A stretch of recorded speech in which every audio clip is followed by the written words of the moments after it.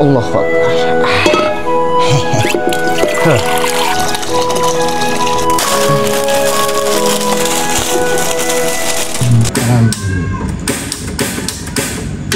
Aduh, api tak ada ke? Dah pula masak Maggi ni.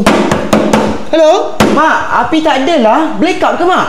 Astaghfirullahaladzim, dek. Apa belekat tu, dek? Itu gas habis tu. Oh, dia bukan yang macam bil elektrik tu Bukan. Ya, bukan lah, dek. Itu gas. Pergilah beli. Tak hidup bang. Bang. Ya bang. Kau agak-agak lah. Ingat rumah bapak engkau Wah, main bapak Sampai ke sudah pun kalau kau buat macam ni takkan kau api. Ni display. Taklah bang, mak saya suruh cari gas. Bang. Gas. Alang-alang. Kita ada hood bang. 319 je. Oh. Termasuk dengan gas hood bang 119 je. Lagi bagus bang. Abang sekali dengan Sinki ni bang. 109 je bang. bang. Tak bang. Aduh, serabut lah kau ni.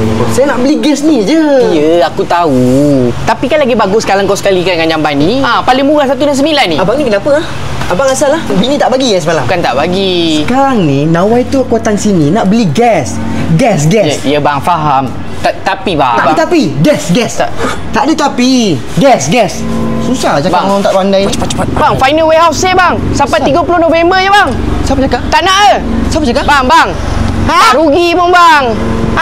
Aduh. Bang, sampai 30 November je bang.